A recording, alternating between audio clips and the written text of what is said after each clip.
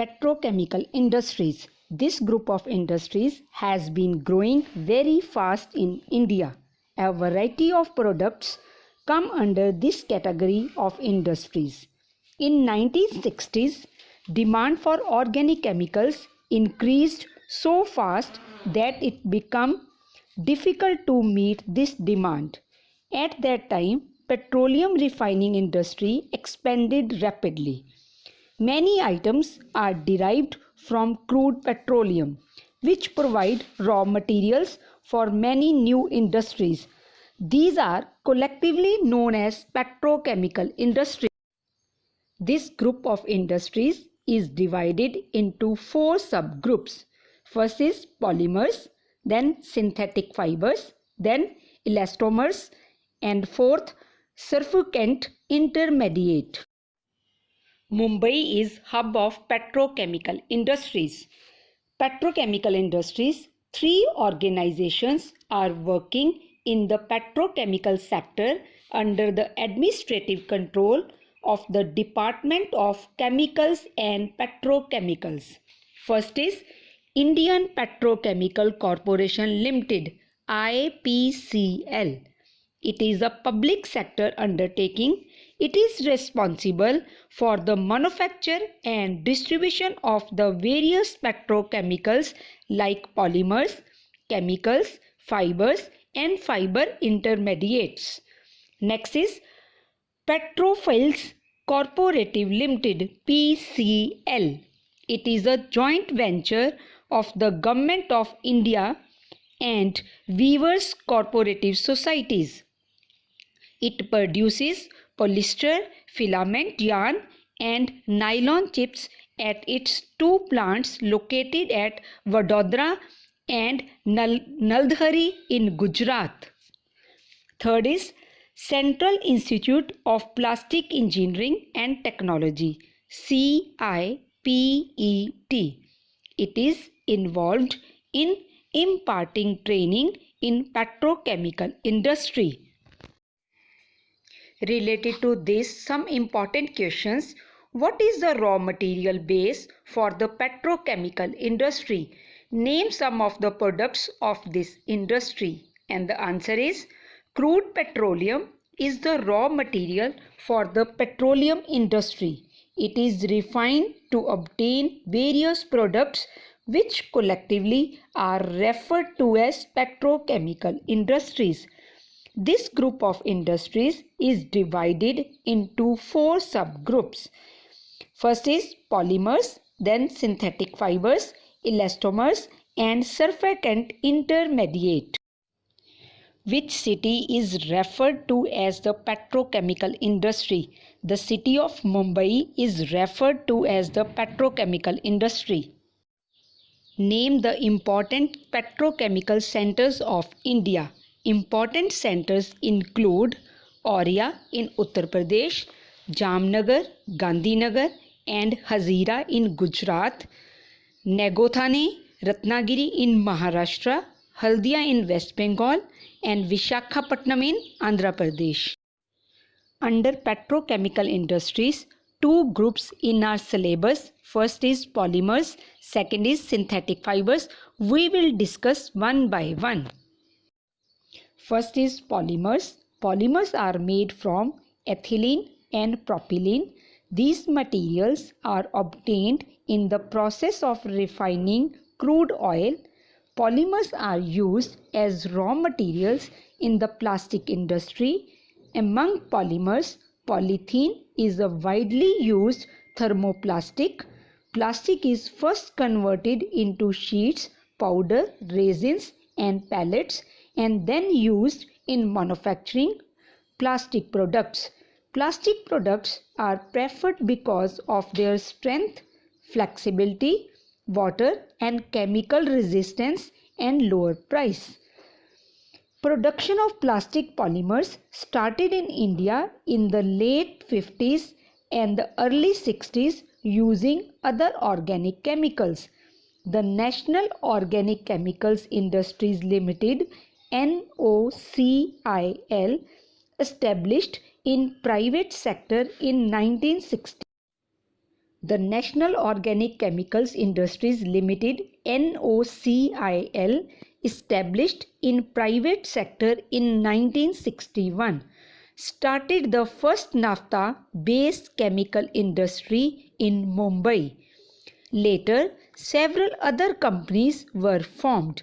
The plants located at Mumbai, Baruni, Mettur, Pimpri and Rishra are the major producers of plastic materials. About 75% of these units are in small scale sector. The industry also uses recycled plastics, which constitutes about 30% of the total production. Next is synthetic fibers. Synthetic fibers are widely used in the manufacturing of fabrics because of their inherent strength, durability, washability, and resistance to shrinkage. Industries manufacturing nylon and polyester yarns are located at Kota, Pimpri, Mumbai, Modinagar, Pune, Ujjain, Nagpur, and Udna. Acrylic staple fiber is manufactured at Kota and Vadodara. Though plastics have become inseparable items in our daily use and they have affected our lifestyle, but due to its non-biodegradable quality, it has emerged as the greatest threat to our environment. Hence, use of plastic is being discouraged in different states of India. Now, the advantages and disadvantages of petrochemical industries. Advantages: cost effective and economically stable, produced on mass scale. Easily available raw material as not dependent on agriculture. Now the disadvantages. Now the disadvantages. Petrochemical industries not eco-friendly, and these plastic are a threat to environment. They do not easily break down in soil. And the moral duty is petrochemical products should be sensibly used and disposed of. Related to this, some questions: who started the first naphtha based chemical industry? Or name the first naphtha based chemical industries. And the answer is the National Organic Chemical Industries Limited (NOCIL), established in private sector in 1961, started the first naphtha based chemical industry in Mumbai. Second question is, what are polymers made from? And the answer is polymers are made from ethylene and propylene. Knowledge-based industries.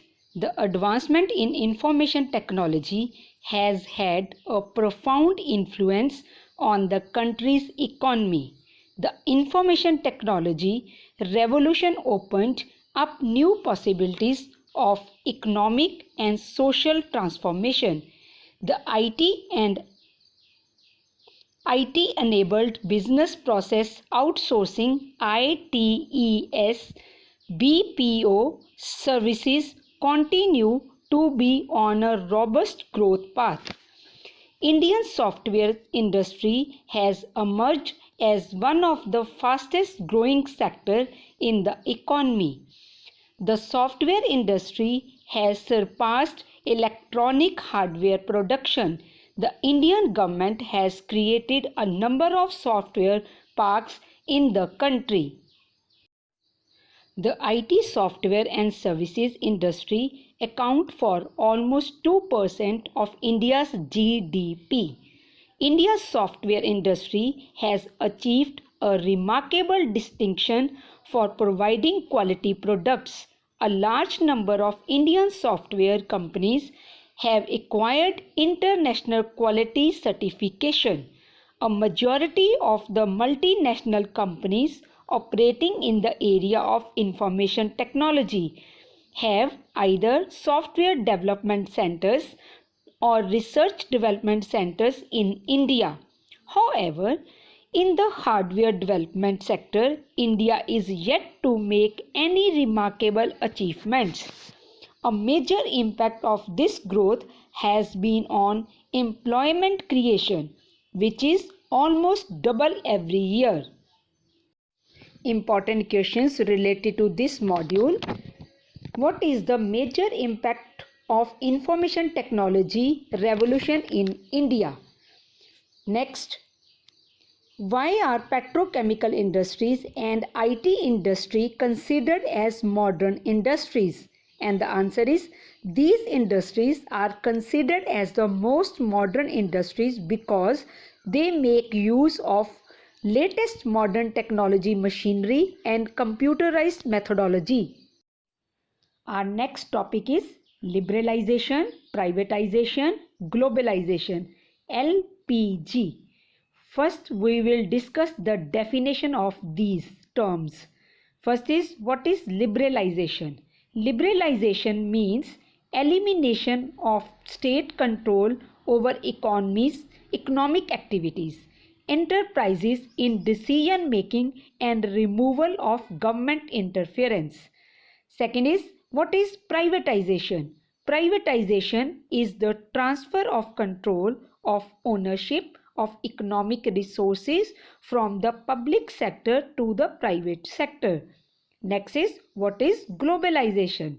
The process by which business or other organization develop international influence or start operating on international scale. The new industrial policy was announced in 1991. The major objectives of this policy were to build on the gains. First is build on gains already made. Next, correct economic weakness. Maintain sustained growth in productivity, employment and international competitiveness. Initiated measures. Abolition of industrial licensing. Free entry of foreign technology, foreign investment policy, access to capital market, and last, open trade. Three main dimensions of new economic policy are LPNG, liberalization, privatization, and globalization. Industrial licensing abolished except for security and strategic environmental concerns. Now only three industries are reserved for public sector, which are railways, atomic energy and defense. Threshold limits of assets have been removed. No industry now require approval for investing. FDI benefits domestic industry and consumers. Now government discourage industries to set up in large cities. Now telecom, highway, mining are open to private industries. Now the next is FDI critical analysis. FDI has not been up to expectation. There has been a big gap between approved and actual FDI. Globalization means to integrate economy of country with world.